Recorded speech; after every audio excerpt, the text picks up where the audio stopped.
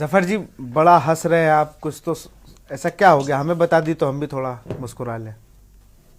विशाल जी, हमारे प्यारे भाई मोहम्मद साजिद साहब जिस तरह से बता रहे थे कि मुसलमानों का कोई वोट भारतीय जनता पार्टी से हट के समाजवादी पार्टी की ओर है, तो मैं कुछ चीजों को बहुत आशना कर दूं। साजिद साहब, आप तो माशाल्लाह से पुराने समाजवादी नेता हैं और अच्छे से हमारे आप एक निजी संबंध भी है, तो मैं आपको याद दिला देता हूं कि आपकी पार्टी, जिस समाजवादी पार्टी की आप विचारधारा की बात करें, इसने सिर्फ दरी और चादर बिछवाई है आपसे। इसके अलावा आपको कुछ कहीं अहमियत नहीं दी है। ये सब चीजें आप लोग पता नहीं क्यों भूल जाते। बेचारे आजम खान साहब की हालत देखिए ना, वो बेचारे आने वाली स्थिति में उनकी क्या परिस्थिति होने वाली किसी को नहीं मालूम है।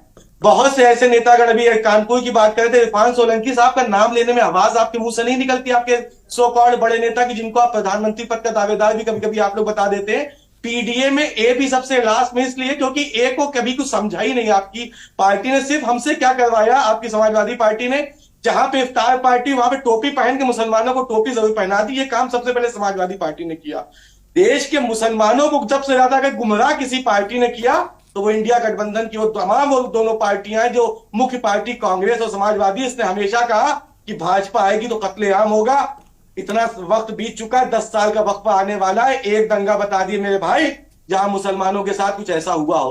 तो यकीन इस चीज पे जो आपके साथ हमारा यकीन था ना, वो मुसलमानों का टूट चुका है। और ये जो 80 लोकसभा सीट जिसके लिए हमारे ये मंथन, आज ये डिबेट है, ये 80 की 80 में मुसलमान इस बार आपको यकीनी तौर पे बताएंगे कि समाजवादी पार्टी ने सिर्फ हमको उस तरह से इस्तेमाल किया कि हम तो वो टिश्यू पेपर है जिससे मुंह पोंछ के हटा दिया जाता है। भीड़ चाहिए तो मुसलमान चाहिए, दही चादर बिछानी हो तो मुसलमान चाहिए, झंडा उठाना हो तो मुसलमान चाहिए, लेकिन जब एमएलसी बनना होगा तो यादव चाहिए। जब विधायक का नाम प्रत्याशी घोषित करना होगा तो मुसलमान नहीं चाहिए, वहां भी यादव चाहिए। जब आपको सांसद प्रत्याशी घोषित करने में तो पहले परिवार याद आएगा, बाद में मुसलमान की 1-2 सीट देके मुसलमान को यह बताने की कोशिश की जाए कि हम तुम्हारे हिमायती है। हम मुसलमान, आपकी जो गुमराही वाली जो राजनीति थी ना, उससे मुसलमान बहुत दूर चला गया है। और ये खुदा का शुक्र है मुसलमानों के ऊपर कि मोदी का नेतृत्व मिला। मोदी ने किसी की एक विशेष जाति वाली पार्टी ना छोड़ के सबका साथ, सबका विकास, सबके विश्वास और सबके प्रयास की बात की।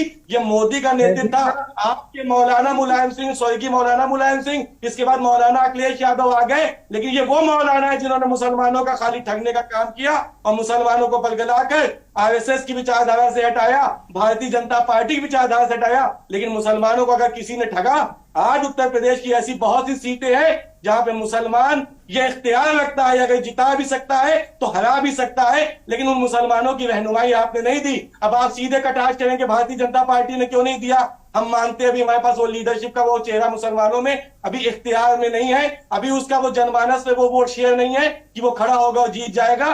तो समाजवादी पार्टी जो मुसलमानों की हिमायती पार्टी थी, उसने सिर्फ मुसलमानों को वहां इस्तेमाल किया जहां भीड़ चाहिए, जहां जनता चाहिए, जहां लाठी कहानी मुसलमान आगे कर दिए जाते हैं।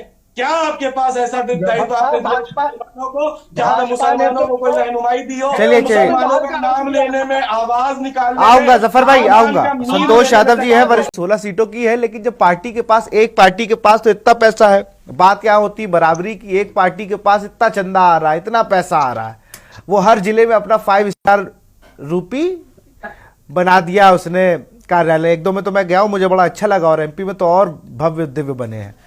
लेकिन अब एक पार्टी के पास पैसा ही नहीं छोड़ रहे हो आप। उनके जो सो कॉल्ड फाइनेंसर है, उनको अपनी पार्टी से राज्यसभा भी भेजे दे रहे हो। फिर आप उम्मीद कर रहे हो कि भारत में सब एक बराबर है, और आप कहते हो हम सबका साथ, सबका विकास, सबको एक नजरिए से देखते हैं।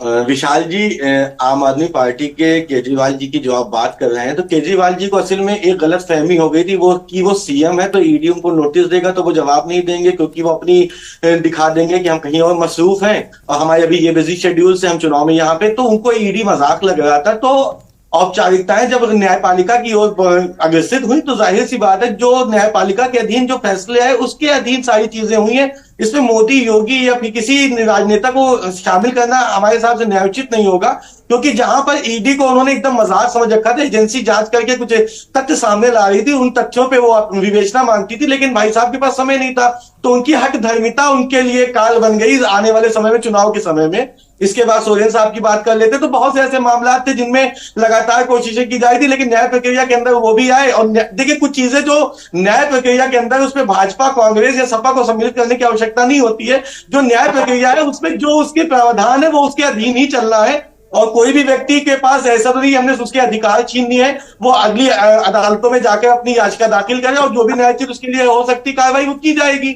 लेकिन अगर उसके लिए ये दोषी बना लेना, और ये आपने जो बताया कि इंडिया गठबंधन के जो कांग्रेस है उसके अकाउंट सीज हो गए, तो उसके अकाउंट के एक लिमिटेशन के वो अकाउंट सीज हुए जिसकी उसने विवेचना मांगी गई थी, जिसके आधार पर अभी तक उसकी उन्होंने कोई ऐसी विवरण नहीं दिया है, केवल उतना ही अमाउंट सीज किया गया है, खाते नहीं सीज किए गए। एक फिक्स अमाउंट जो अमाउंट पे सवाल किया गया था उसका जवाब न मिल पाने की वजह से सिर्फ उतना अमाउंट वो जो है सीज किया गया है, उसके अलावा सील नहीं किया गया है।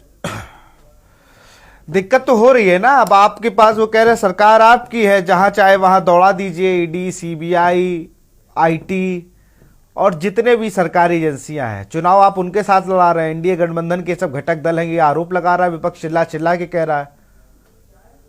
देखिए, जनता जनार्दन के फैसले से हमारी सरकार अगर है तो जनता जनार्दन के विश्वास से, जनता जनार्दन के फैसले से है।